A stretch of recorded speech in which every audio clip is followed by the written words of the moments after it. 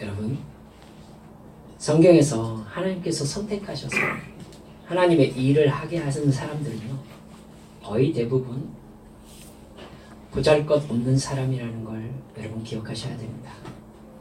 돈 없는 사람, 지위 별로 없는 사람, 다른 사람에게 어떤 영향력을 끼칠 수 있을 만한 무언가를 가지고 있지 않은 사람들입니다.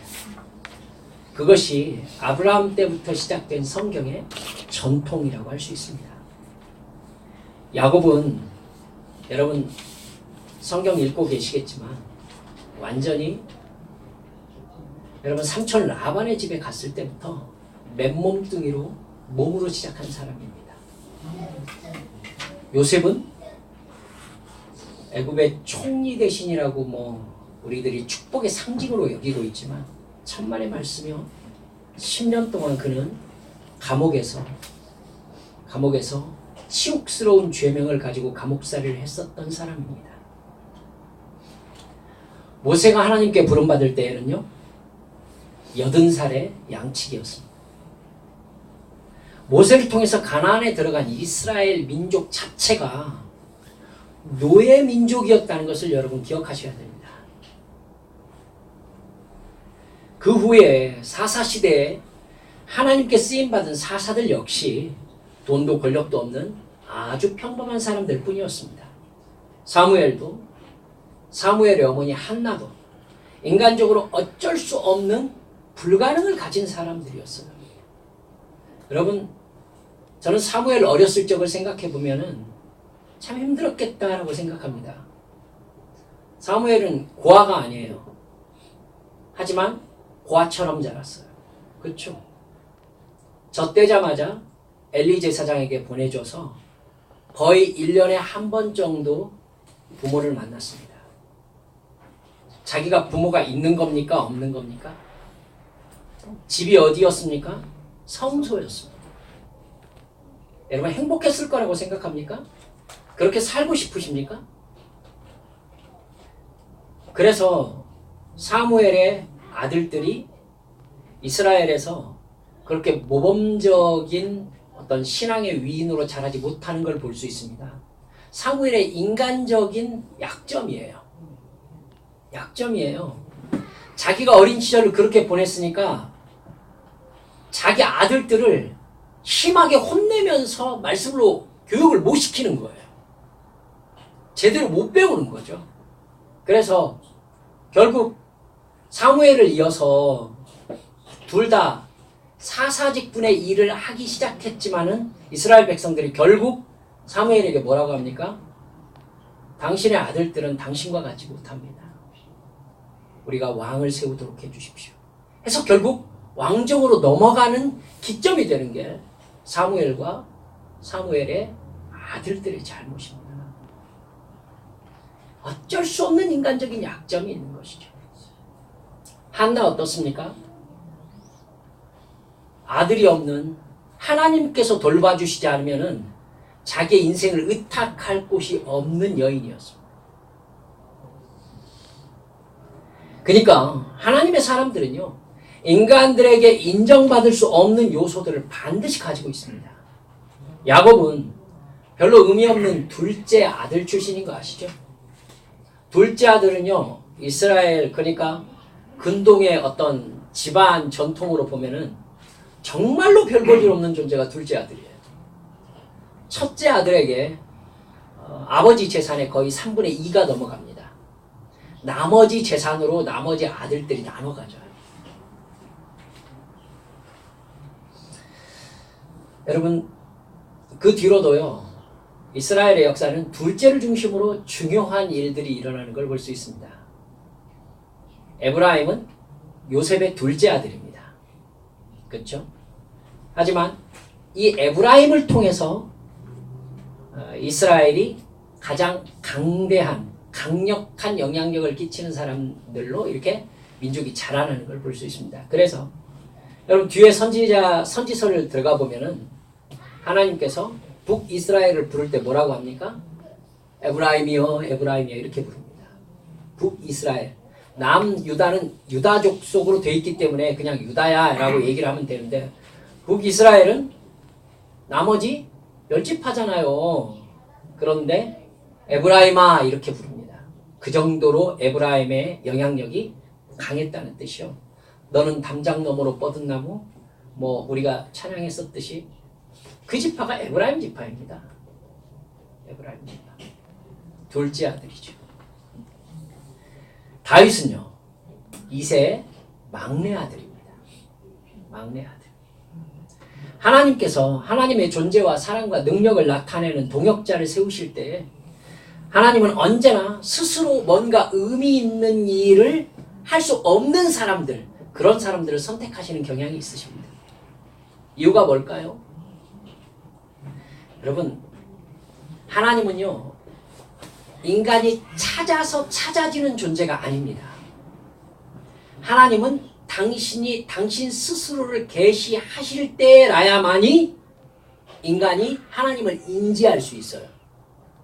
그래서 성경 전통을 보면은 언제나 하나님이 먼저 나타나십니다. 인간에게. 인간이 하나님을 찾는 게 아니라. 특별히 하나님께서 우리가 구원사, 성경 역사를 쭉 살펴보고 있지만 구원 역사는요. 하나님께서만이 주도하실 수 있습니다. 왜요? 구원은 죄를 없게 하시는 역사인 것입니다. 죄를 없게 하는 것이기 때문에 죄인은 이 일에 어떤 역할을 해낼 수가 없어요. 자기가 구원의 대상인데 어떤 역할을 하겠습니까? 그렇죠. 죄 없는 존재가 구원 역사를 진행해야 되는 거잖아요. 그러니까 오직 구원 역사는 하나님 홀로 진행하실 수밖에 없는 거예요. 하나님이 자기 자신을 계시하시고 자신이 이끌어 가시는 수밖에 없는 게 구원 역사인 겁니다. 그러니까 인간은 구원 역사에 어떤 역할을 해낼 수 있는 방법이 없어요. 이스라엘 왕도요. 하나님의 뜻에 순종하면서 하나님의 통치를 실현할 사람을 하나님께서 찾으셨어요. 그래서 하나님께서 택한 사람이 사울 왕이었던 겁니다. 사울 왕은요. 이스라엘에서 가장 연약한 지파 베냐민 지파에서 선택받았습니다. 여러분 사무엘 전에 사사기 마지막 때에요. 이스라엘 11지파와 베냐민 지파가 전쟁이 일어납니다. 여러분 성경 읽어보셨으면 아셨을 거예요. 전쟁이 일어나요. 그래가지고요. 이스라엘 11지파가 이 베냐민 지파의 아주 나쁜 잘못 때문에 여러분 사사기 뒷부분 한번 읽어보세요. 나쁜 잘못 때문에 베냐민을 진멸하리라라고 진멸전쟁을 선포합니다. 그 전쟁이 얼마나 심하게 벌어졌냐면 지금 사울 왕이 이렇게 베냐민 지파인데 그 지파를 남자 600명만 남겨놓고 싹 몰살시켰었어요. 그러면 이스라엘 모든 지파 중에 가장 작고 가장 연약한 지파가 됐겠죠. 그러니까 베냐민 지파는 이스라엘 전체를 모아놓으면 보이지도 않는 사람들인 거죠. 하나님께서 왜 거기에서 하필 왕을 선택하셨을까요?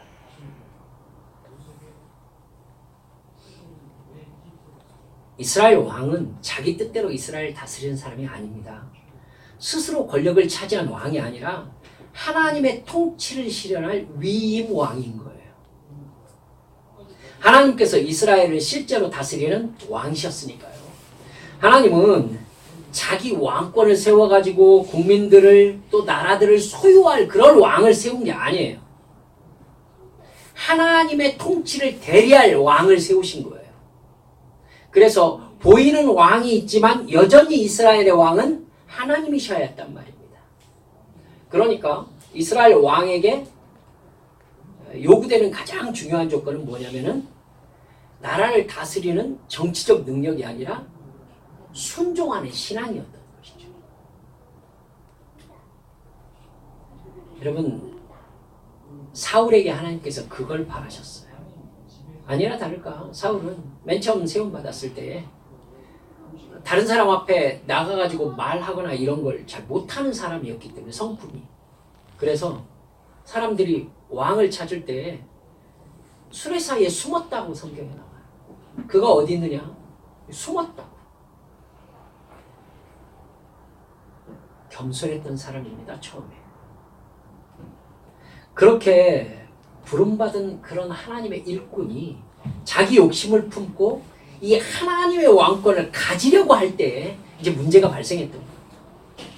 그건 여러분 인간의 죄와 언제나 여러분 이렇게 연관을 한번 지어서 생각을 하세요.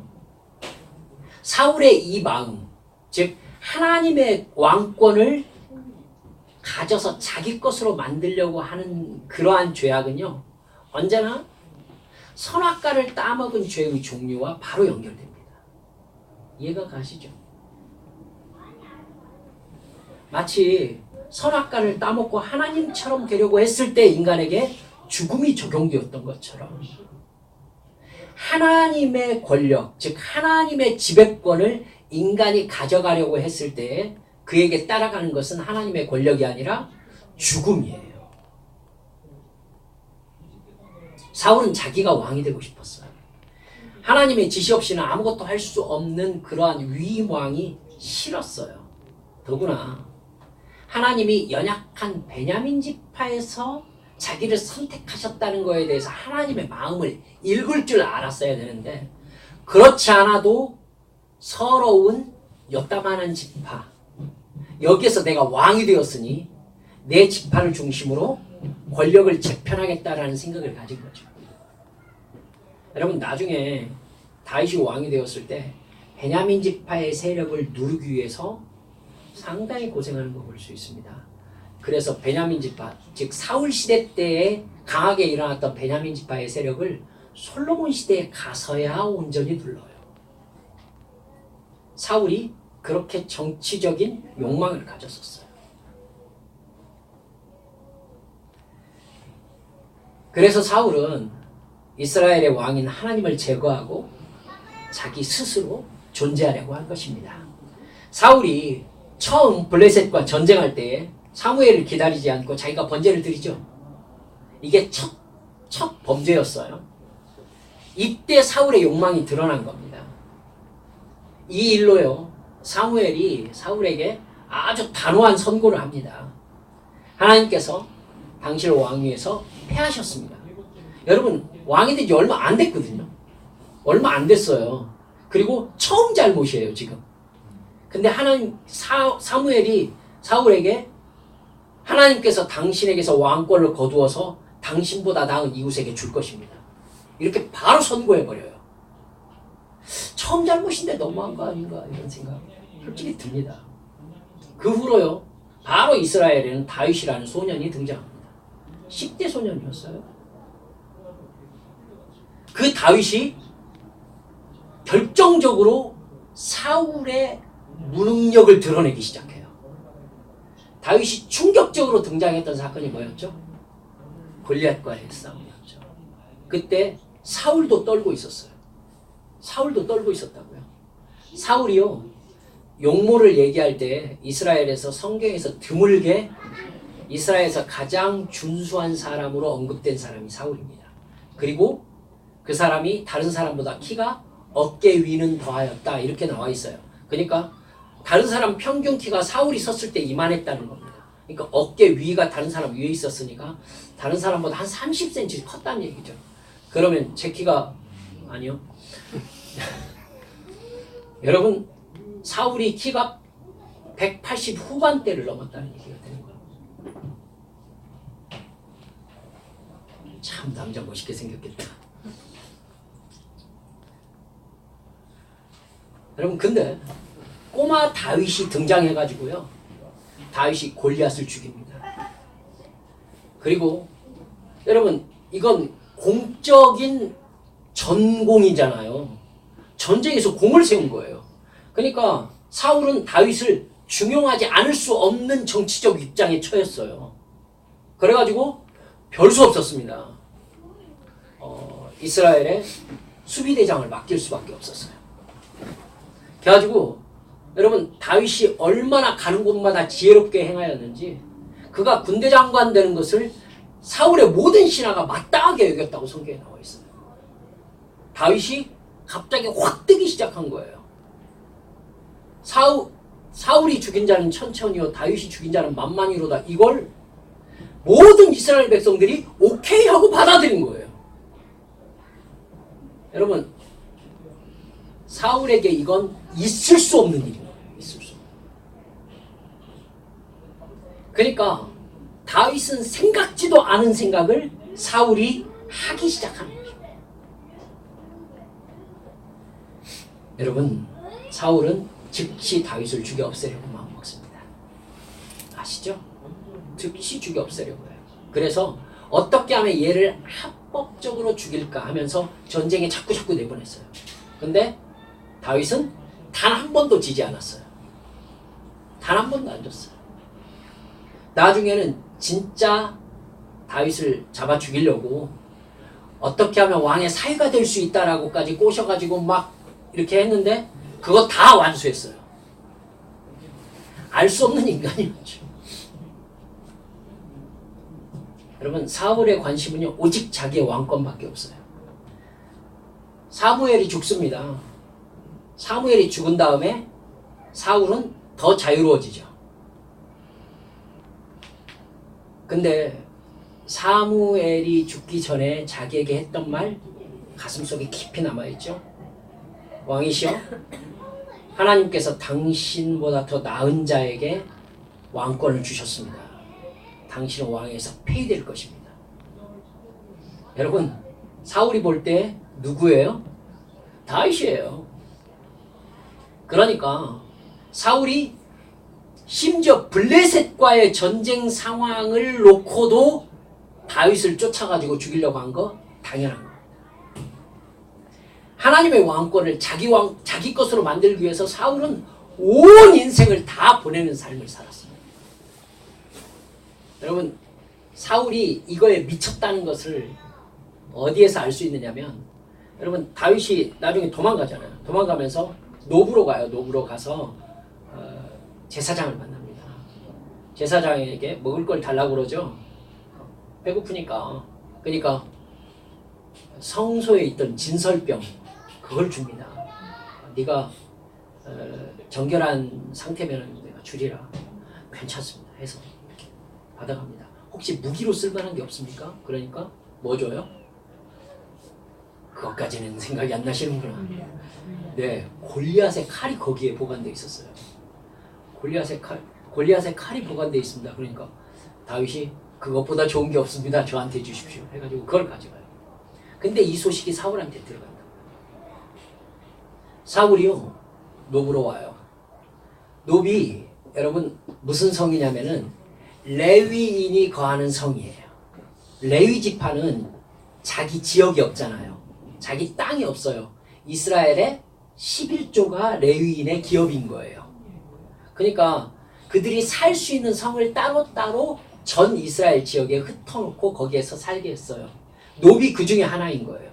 그러니까 성에 사는 사람들은 모두 다 레위인인 거죠.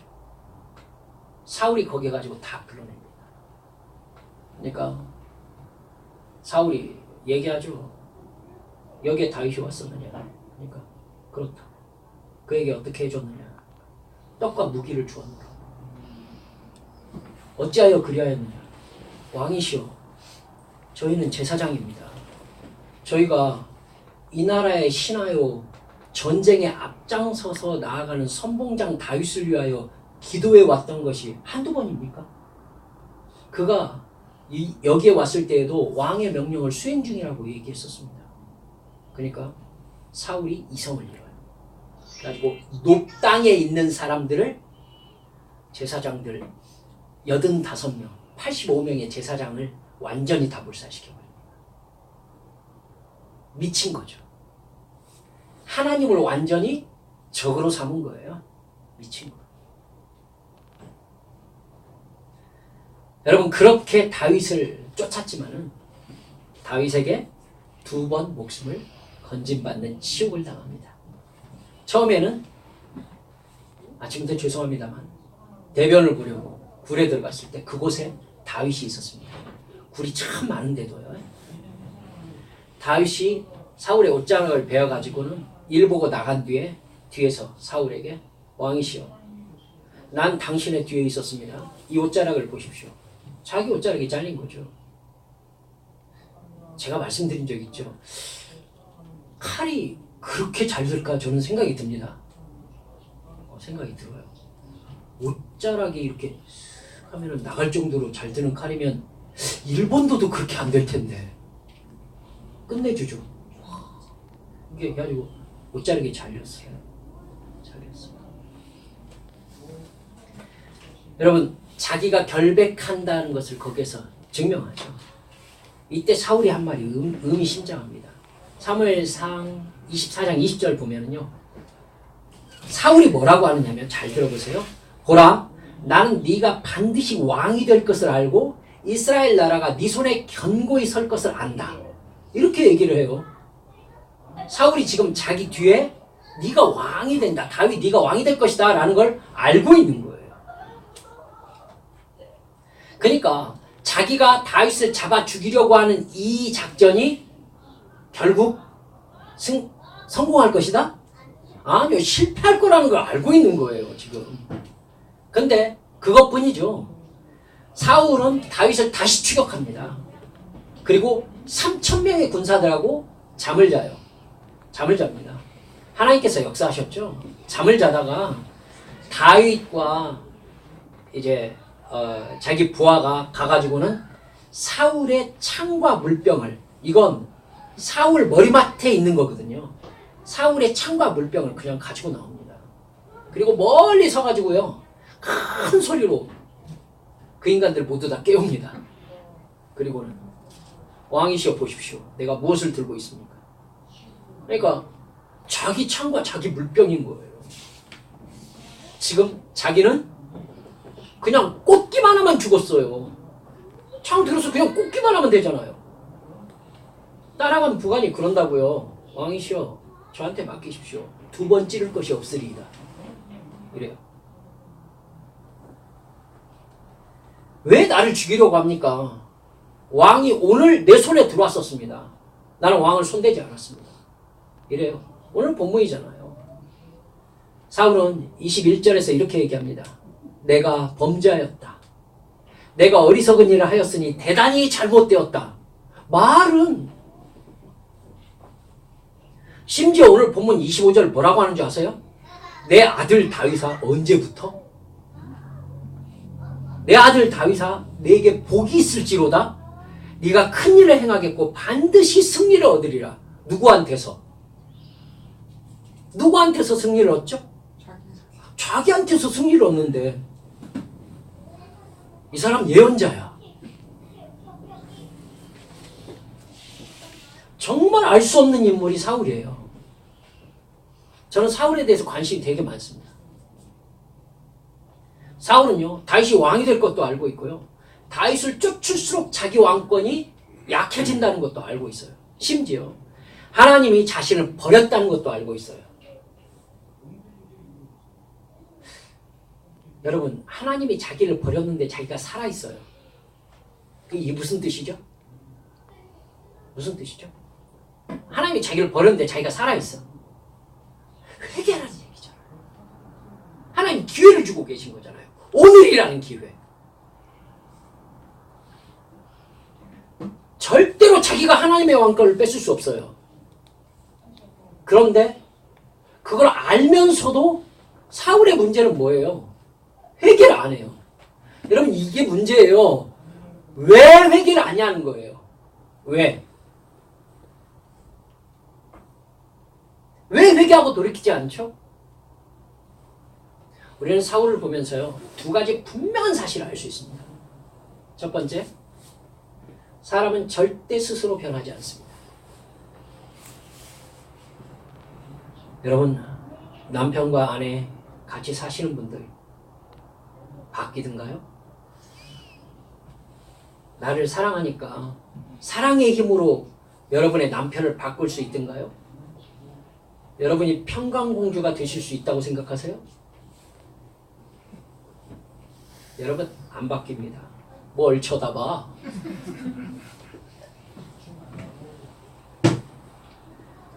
처음에 사울이 블레셋과의 전쟁에서 자기가 번제를 드렸을 때요, 하나님은 이미 사울왕의 대를 이어서 이스라엘의 왕권을 유지할 것을 철회하셨어요.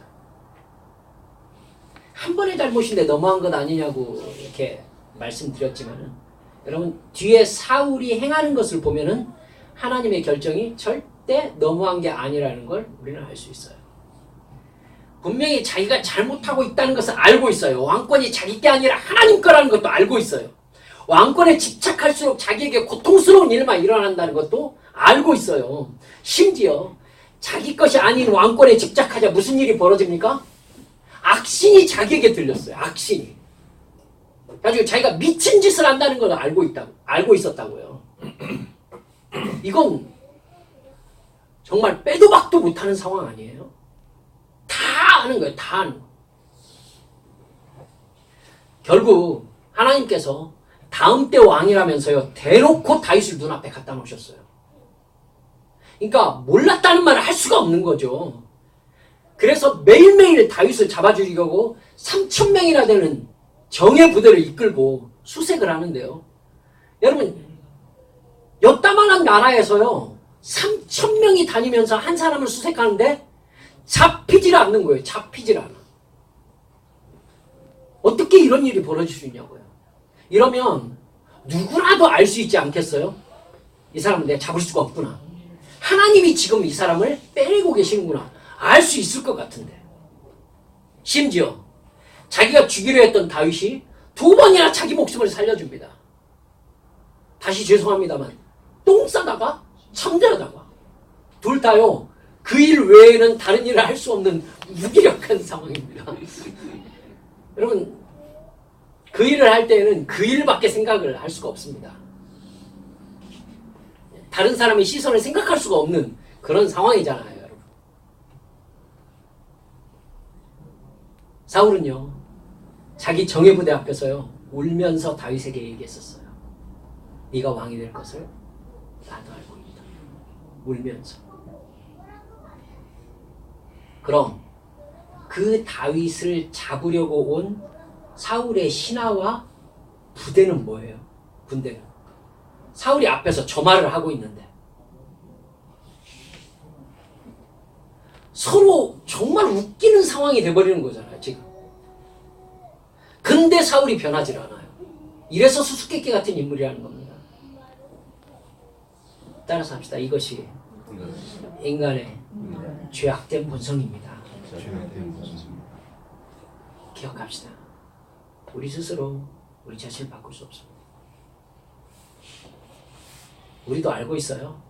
오죽하면 사람이 변하면 죽는다고 할까요? 주변에 혹시 중한 병에 고통당하시는 분들 보셨습니까? 저는 제법 많이 볼 기회가 있었습니다. 거의 모든 병은요. 어떤 비정상적인 상태가 오랫동안 자리 잡았을 때 내 몸의 균형 상태가 결국 끝내 무너져서 장기가 손상되는 그런 증상이죠. 즉 과식이나 음주, 흡연 이런 절제하지 못하는 어떤 비정상적인 행동이 10년, 5년도 되고요. 많게는 20년 가까이 계속되다가 결국은 그 사람에게 돌이킬 수 없는 중병으로 드러나는 거예요. 심지어요. 임상 심리학자들은 이렇게 얘기하는 걸 제가 읽어보았습니다. 미움과 질투, 분노, 억눌림 이런 것들이 오래되면은 특정 장기가 고장날 확률이 많다라고 얘기를 하시는 분들 계시더라고요. 미움이 많은 사람들이요. 위쪽에 병이 많대요. 여러분 그런 병에 걸렸을 때에 걸린 당사자들이 뭐라고 하는지 압니까? 내가 이럴 줄 알았다라고 얘기를 합니다. 내가 이럴 줄 알았다. 자신의 습관이나 습성이 돌이킬 수 없는 병으로 발현될 가능성을 알고 있었다는 얘기죠. 근데 그것에 대해서 조치를 취하는 건요. 돌이킬 수 없는 증상이 일어났을 때입니다. 돌이킬 수 없는 증상이 일어났을 때, 즉 몸에 칼을 대야 했을 때. 근데 여러분 생각해 보세요. 원인은 단박에 일어난 게 아닌데 사람들은요. 단박에 수술로 그것을 없애려고 마음을 먹습니다. 그러니까 수술 후에 증상을 없앤 다음에도요. 정말 많은 사람에게서 동일한 생활 습관으로 재발이 일어납니다. 사람은요, 생명의 위기를 넘으면은 곧바로 옛사람으로 돌아옵니다. 여러분, 마음이나 심리적 행동 같은 것은 어떻습니까? 의부증? 의처증? 여러분, 심리학에서 대부분 고칠 수 없는 병으로 알려져 있습니다. 안 고쳐져요. 게으름? 바람 피우는 습관? 쉽게 포기하는 작심삼일의 경향? 가정폭력? 사기치는 습관? 도박? 거짓말? 대부분 죽을 때까지 고쳐지지 않습니다. 이혼하고 재혼한 사람의 다시 재이혼율이 몇 퍼센트인지 압니까? 75%입니다. 그러니까 100명이 재혼했으면 75명이 다시 이혼한다는 겁니다. 사람은 자기를 스스로 바꾸지 못합니다. 자기들이 뭘 잘못하고 있는지 몰라가지고 고치지 못하는 게 아니에요. 이러다가 결국 어떻게 될 것인가까지 알고 있어요. 사울을 보세요. 사울은 자기 잘못을 분명히 알고 있어요. 일의 결국에 어떻게 될 것인가까지도 알고 있어요. 그런데도 못 고쳐요. 못 고쳐요. 알면서도 못 고친다니까요. 잘못은요, 어떤 죄를 지을 때, 어떤 잘못을 할 때는요, 그 잘못 자체가 문제가 아니에요. 그 잘못을 하게 되는 그 사람이 문제예요. 여러분, 어떤 잘못을 하게 될 때는요, 그 잘못을 할 그 사람만의 마땅한 이유가 있어요. 예를 들면은 뭐 심각한 어떤 뭐 살인죄가 벌어진다든가 그런 사람 이유를 한번 물어보십시오. 여러분, 뉴스에 여러 번 나오니까 여러분 아시잖아요. 여관에서 좀 흉측한 일이 벌어졌는데 그 사람 나는 잘못했다고 생각하지 않는다. 그 사람은 죽을 만했다라고 얘기하잖아요. 여러분 TV 안 보시면 잘 모르십니다. 자기 나름대로요. 사람을 죽여놓고도요. 자기가 그럴 만한 이유가 있었다라고 얘기를 한다고요. 자기 사정이 있었다는 거예요. 이게 사람이에요, 여러분. 그 사람인 거예요, 그 사람. 그 죄가 문제가 아니라 그 죄를 짓는 게 가능했던 그 사람이 먼저 있는 거예요. 그러니까 죄는 어떤 행위만의 얘기가 아니라 그 사람 됨됨이의 문제인 것이죠. 도둑질을 해서 도둑분이라고 하긴 좀 그러네요. 도둑질을 해서 도둑놈이라고 하지만은 여러분 사실은 도둑놈이 도둑질을 하는 거예요. 이미 살인자의 마음을 가지고 있으니까 살인을 하는 겁니다. 이미 음란한 마음을 가지고 있기 때문에 간음을 저지르는 거예요. 그죠? 이미 거짓말쟁이의 마음으로 살고 있기 때문에 거짓말을 하는 겁니다. 그래서 거짓말을 하는 사람들에게 우리가 하는 소리가 있어요. 입만 열면 거짓말한다고. 그렇기 때문에요. 그 사람이 지은 죄는요. 그 사람에게 절대 스스로 죄로 인식되지 않습니다. 그만한 이유가 있었어요. 자기는. 물론 죄라고 깨닫는 순간이 있죠. 그건 사울처럼요. 자기 죄가 드러났을 때입니다. 하지만 드러난 순간밖에 없어요. 절대로 계속해서 죄로 인정하지는 않습니다. 그래서 잘못이 계속되는 겁니다. 그리고 결국 그 잘못이 이미 내포하고 있는 그 결과 안으로 말려 들어가는 거죠. 죄 자체도 문제지만 더욱 근본적인 문제는 그 죄를 짓는 그 사람 자체에 있는 겁니다. 그래서 본질적인 자아가 바뀌지 않으면 그 사람은 절대로 바뀌지 않습니다. 본질적인 자아는요, 자기 정체성과 연결되어 있기 때문에요, 삶의 모든 걸 바꾸는 것을 의미해요. 그래서 사람은 99.999% 바뀌지 않습니다.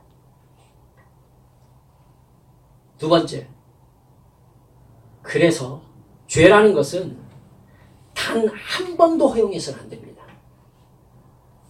어렵다라고 생각하지 마시고 이것 정확하게 오늘 붙잡으셔야 됩니다. 죄라고 여겨진 것은 내가 죄라고 깨달은 것은요, 단 한 번도 허용해서는 안 돼요. 제가 지금까지 살아보니까 정말 그래요. 제가 죄에 빠졌을 때는 한 번인데 뭐 하면서 허용했을 때였어요.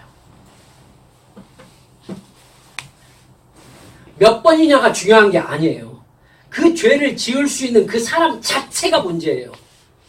어떻게 그런 죄를 지을 수 있느냐라고 고개를 절레절레 흔드는 사람은 죄를 짓지 않아요. 근데 그럴 수 있다라고 생각하는 사람은 그 죄를 지을 여지를 항상 마음에 품고 있는 사람인 거예요. 그러니까 그 죄가 그 사람에게서 실제로 지어질 가능성이 높은 거죠. 제가 아는 가족 중에 희한한 가족이 하나 있었습니다. 예전에 겪었습니다. 남편과 아내가 조금 죄송합니다. 서로 웃으면서 제가 들은 대로 말씀드릴게요. 너희 새끼, 인연, 이렇게 부르는 거예요. 이렇게 불러요. 욕으로 대화를 해요. 서로를 부르면서. 더 놀라운 것은요, 아들이 아버지에게 야, 이 자식아 하면서 얘기를 하더라고요. 제가 얼마나 놀랬겠어요. 그러니까 그분, 우리 가정에서는 그냥 일상적으로 쓰이는 말이시기 때문에 굳이 뭐 우리끼리는 문제되지 않습니다. 이거 신경 쓰지 않으셔도 됩니다. 뭐 그렇다고 우리 가정이 막 폭력적이고 막 그러지 않습니다. 이렇게 저한테 설명을 하시더라고요. 그래서 저는 더 깜짝 놀랐어요. 여러분 어떻게 생각하세요? 여러분, 저희 가정에서는요, 평생에 단 한 번도 허용될 수 없어요, 그건. 아니에요, 여러분? 여러분 가정에서는 한 번이면 괜찮아요? 평생에 단 한 번도 안 돼요, 그거. 제 아들이 저한테, 야, 이 자식아, 라고 저한테 하고, 여러분, 저한테, 아이, 한 번인데 뭘 그렇게 민감하게 하십니까? 이러면은 제가 고개를 끄덕거리면서, 그렇지, 뭐, 한 번이야 뭐 할 수 있지 않겠어? 그럴 수 있어요, 여러분? 평생에 단 한 번도 안 돼요. 천부당 만부당한 말이죠. 그 아이는 자라면서 그게 잘못이라는 것을 경험으로 알게 되겠지만은, 여러분 상황만 허락된다면은 언제나 아버지에게도 늙어서도 야, 이 자식아라고 부를 겁니다. 그러겠죠. 어렸을 때부터 그래왔는데요, 뭐. 자연스러웠대요. 그 아이는 대부분의 사람들에게 높임말을 쓸 줄 모르겠네요. 그렇죠? 이렇게 죄라는 것은요, 단 한 번 허락되면 바로 뿌리를 내립니다. 나쁜 건 가르쳐주지 않아도 바로 배웁니다. 이게 사람이에요. 그러니까 죄라고 깨달은 것은요, 겨우 한 번이라든지 아니면 그 정도라면 이러면서 허용하면 안 돼요. 그 단 한 번 허용한 것이 바로 뿌리를 내리게 돼 있어요. 이게 죄예요, 이게. 죄는 한 번 지어도 죄예요. 한 번 지어도 지옥 가요. 한 번 허락된 죄는 절대로 없어지지 않고 내 삶에 뿌리를 내립니다. 그거 캐내는 거 무척 어렵습니다. 몇 퍼센트 어렵다고요? 99.999% 어렵습니다. 죄를 허용하는 것은 그 행동을 하는 것을 넘어서서 죄의 원인이 되는 영적 존재인 사탄을 내 행동의 주인으로 받아들인 겁니다. 사탄이 그 기회를 놓치겠습니까? 절대로 안 놓쳐요. 그 사람은 그 죄와 함께 사탄을 마음에 받아들인 거예요. 어떻게 여러분, 사탄은요, 우는 사자와 같이 우리 마음을 점령할 기회만 찾는 존재잖아요.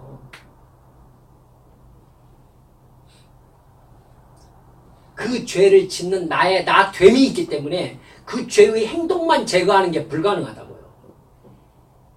그 죄가 가능했던 나 자신이 바뀌지 않으면 그 죄는 다시 안 지을 수가 없어요, 여러분. 가만히 생각해 보세요. 여러분이 잘못하고 있는 거, 그거 언제든지 여러분이 그만하자라고 마음먹으면 그만둘 수 있어요? 안 될걸요? 그만할 수 있을 것 같아가지고 마약을 한대요. 근데 절대로 자기 스스로 그만둘 수 없어요. 왜냐하면 그것을 하는 나 자신이 문제이기 때문에 그래요. 그러니까 그걸 하게 되는 나 자신이 바뀌지 않으면 그 행동은 중단되지 않는 거예요.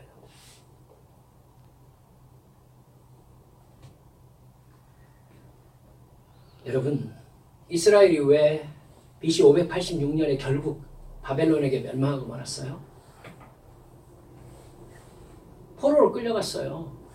여러분, 나라가 망하고 포로로 끌려가고 열국 가운데 흩어짐을 받는다는 얘기가 어디에 나오는지 압니까? 신명기에 나와요. 신명기에 나온다. 그러니까 이스라엘 백성들이 바벨론에게 망하기 1000년 전에 얘기된 얘기예요. 그 얘기가. 신명기에 나와요. 모세가 썼어요. 우상숭배입니다. 우상숭배가 어디에서 시작됐어요? 지난주에 살펴보았던 가나안 토착민족들의 종교와 문화를 받아들이면서 바알을 숭배하고 하나님을 버렸기 때문이에요. 그렇게 시작된 가나안 땅에서 우상숭배가요, 결국 1000년 동안 이스라엘에게서 계속된 거예요. 여러분, 다윗이 하나님의 왕국을 세웠잖아요. 사울이 예언했듯이 너에 의해서 이스라엘이 든든히 세워질 것을 알고 있다. 든든히 세워졌어요. 그리고 최전성기를 이뤘던 왕이 누구예요? 솔로몬이잖아요. 솔로몬이 우상을 받아들였어요. 우상 신당을 세워줬어요.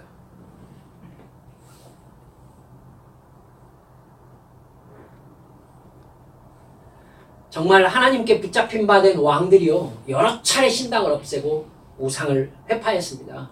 그래서 이스라엘에서 우상 숭배를 없앤다고 산당을 허물고 별짓을 다 했는데요, 조건만 맞으면 언제나 독버섯처럼 다시는 일어났어요. 뿌리가 뽑혀지질 않아요, 여러분.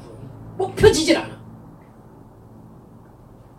하나님이 1000년 전부터 예고해 놓으셨던 대로 성경에서 쭉 역사적 사건을 통해서 그걸 통해 얼마나 큰 고통을 겪었음에도 불구하고 여러분, 우상 숭배로 인해 이스라엘은 완전히 망했습니다.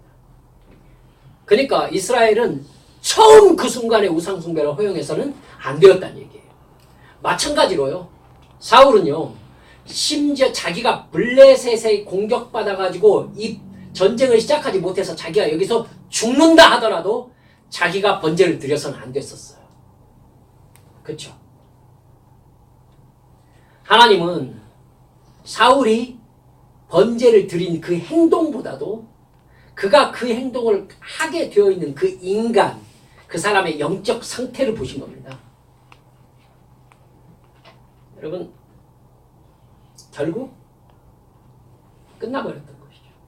거기에서 하나님은 너보다 더 나은 사람에게 왕위를 줄 것이다 선고하십니다. 이미 선악과 따먹어버린 아담이었던 것이죠. 사울은 그 뒤로 오늘 본문의 시기를 지나서 최소 30년 동안 하나님을 거역하는 죄만 짓다가 전쟁터에서 자살합니다. 명심하십시다. 죄라고 성령님이 가르쳐 주시는 것은 아주 작은 것이나 처음일지라도 단 한 번도 허용하시면 안 됩니다. 이거 우리 명심합시다. 단 한 번도 허용하시면 안 됩니다. 이미 죄를 허용하는 나 자신이 죄인이 되기 때문에요, 여러분, 한 번 허용된 죄는요, 내 안에 죄인인 내 안에 뿌리를 깊이 내리게 되어 있습니다. 언제나 잠재적 그 죄를 지을 수 있는 가능성의 상태에 놓이게 되는 것이죠. 그럼 이미 죄 가운데 있는 사람은 어떻게 할까요? 죄를 깨닫고 나는 스스로 나를 변화시킬 수 없으니까 나 이제 틀렸습니까? 아닙니다. 나는 나 스스로를 변화시킬 수 없지만 그 다음 여러분 아시잖아요. 하나님은 하실 수 있어요. 여러분, 하나님께서 사람을 변화시키는 데 쓰시는 방법이 두 가지가 있습니다. 꼭 붙잡으셔야 됩니다. 첫 번째는 내가 감당할 수 없는 고통을 주시는 방법입니다. 처음에 하나님은요, 자기 스스로 인생의 의미를 세울 수 없는 사람들을 선택하셔서 하나님의 존재와 사랑과 능력을 나타내시는 동역자로 삼으신다고 말씀드렸습니다. 사람은요, 그렇게 자기 스스로 감당할 수 없는 무기력과 고통을 경험할 때에 낮아집니다. 낮아집니다. 여러분, 정말 사나운 개가 있어요. 정말 사나운 개가 있을 때, 정말 사나운 개가요, 다리가 분질러졌다고 합시다. 그래도 그 개가 사납던가요? 저는 봐가지고 그래요. 정말 사납게 짖으면서 사람 물던 개가요, 다리가 분질러졌더라고요. 제가 가까이 가는데요, 짖질 못해요. 짖질 못해. 여러분, 개도 표정이 있더구만요. 좀 이렇게 언젠가 낯설게 알았던 적이 있었어요. 표정이 있어요. 아주 불쌍한 표정으로. 언제 짖었냐는 듯이. 그런 거예요. 의기양양하던 사람이 고통 가운데, 괴로움 가운데 자기가 가지고 있던 걸 다 잃고 병상에 누워있어 봐요. 그 사람 교만할 수 있어요? 죄 지을 수 있어요? 도와달라고 할 때는요, 사람이 겸손해져요. 하나님이 그렇게 만드시는 겁니다. 이러니까 제 설교가 인기가 별로 없나? 사랑하는 여러분들, 하나님은 때때로 병과 실패와 슬픔과 고통을 통해서 우리의 인생을 낮추시고 오직 하나님만 바라보게 하십니다. 왜? 사랑하니까. 그때 정말로 나의 옛사람의 죄악을 회개하고 진정으로 변화되어야 됩니다. 하나님은 그때 대부분 변화되겠다는 약속을 믿어주십니다. 하나님이 계획하셨으니까 아세요. 믿어주세요. 그러셔서요, 변화되겠다고 작정하면서 겸손하게 무릎 꿇고 하나님 살려주세요 하면 살려주십니다. 하지만 여러분 아시죠? 몇 퍼센트 그게 진실이에요? 저는 그건 모르겠어요. 하지만 성경의 많은 기록들을 보면요, 하나님이 속아주셨다라고 얘기할 정도로 하나님에게 거짓말을 하는 인간들 많이 보죠. 우리들도 그랬어요. 기회를 주시는 거예요. 끝내 죄를 반복하면서 변화되지 않으면요, 나를 구원하시기 위해서 고통과 실패 속에서 삶을 마감하게도 하십니다. 가졌다 하면 죄를 지으니까 가지지 못하게 하시는 거예요. 이게 사사기의 역사예요. 지금 그 상태에 있으시다면, 혹시 그거에 대해서 마음에 걸리심이 있으시다면 모든 걸 포기하고 하나님께 회개하고 우리의 죄를 청산해야 됩니다. 나 스스로 나 홀로 나를 변화시킬 수 없사오니 주여 나를 용서해 주시옵소서, 주여 주님의 품으로 나아갑니다 하면서 철저하게 눈물을 흘리면서 회개하셔야 됩니다. 아시겠죠? 이게 사는 방법입니다. 그러면 기회가 있습니다. 두 번째, 하나님이 사람을 바꾸시는데 가장 적극적으로 사용하시는 것이 무엇입니까? 성령 충만입니다. 인간은 스스로 죄를 깨닫고 자신을 바꾸지 못합니다. 죄인이 죄를 짓는 것이기 때문에요, 본질적인 해결책은 죄인이 의인으로 변화되는 것밖에 없어요. 죄인이 의를 행할 수가 없죠. 흉내는 낼 수 있어요. 흉내는 낼 수 있는데 그것 또한 자기 이익을 위해서이기 때문에 또 다른 죄일 뿐이에요. 그러니까 내 생명을 내놓아야 되는 고통과 실패를 통해 변화되지 않고 진정으로 변화될 수 있는 유일한 방법은 간절히 기도하면서 성령 충만을 받는 방법 밖에는 아무것도 없습니다. 아무것도 없습니다. 하나님은 태초에 우리를 만드신 분이십니다. 그러면 우리는 제품이잖아요. 여러분, 만드신 분이 제품에 대해서 제일 잘 알죠. 그쵸? 하나님 외에는 우리를 바꿀 수가 없어요. 예수님을 내 죄를 대속하신 하나님의 아들로 믿는 사람에게는 죄를 사해 주시고 하나님의 영을 보내주셔서 죄와 의와 심판에 대하여 알게 하시고 의를 행할 수 있게 해주셨어요. 간절히 기도해서 성령께 정복당해서 날마다 성령 충만한 삶을 살면 사람이 가장 확실하게 바뀝니다. 이 사람의 인식 세계가 바뀌기 때문에 그래요. 생각하는 것 자체가 바뀝니다. 성령 충만해서 그 사람 안에 성령이 역사하시기 시작하면요, 의식이 깨어나요. 영적인 의식이 깨어납니다. 영적인 세계가 있다는 걸 알아요. 성령님이 계시다는 걸 알고 하나님의 존재를 깨닫습니다.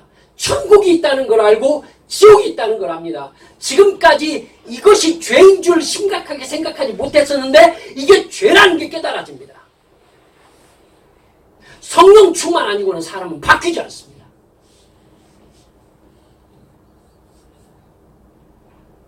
성령 충만하세요.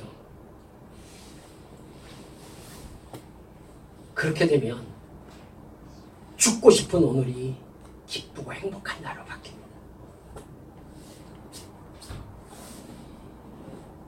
다음 날이 밝아오는 것이 저주 같았던 삶이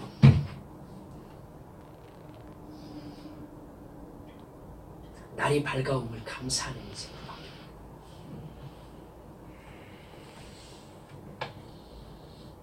지옥 같은 가정이 천국으로 바뀝니다. 징글징글하던 직장이 랄라룰루 하면서 뛰어다닐 수 있는 직장으로 바뀝니다. 가정이 바뀐 게 아니고 직장이 바뀐 게 아니라 내가 바뀐 겁니다. 유일한 방법은 전심으로 기도해서 성령 충만 받는 것입니다. 이건 생명을 걸어야 되는 일이에요. 사랑하는 여러분들이요, 반드시 이 성령 충만을 경험하고 거기에서 사시는 믿음의 지체들이 모두 되시기를 주 예수님의 이름으로 축원합니다. 이 시간에 기도합시다. 사울의 인생을 살펴보셨습니다. 어떠십니까? 우리도 그럽니다. 우리도. 사울은 못 바뀌고요, 결국은 자살했어요. 우리도 주의 은혜 아니면 사울 같은 인생 살다가 끝날 인생들입니다. 이 시간 주님 앞에 기도할 때에 주님, 저는 저를 바꾸지 못합니다. 성령님, 저에게 역사해 주셔서 주님, 주의 영에게 뜨겁게 사로잡힐 수 있게 주님, 제가 생각 자체가 내가 죄를 그만두는 게 아니라 나의 인간 자체가 성령님에 의해서 붙잡혀 바뀔 수 있어야 내가 바뀝니다. 성령님, 내 안에 충만히 임하여 주시라고 우리 주님 앞에 간절히 동서로 기도하시겠습니다. 기도합니다. 아버지 하나님,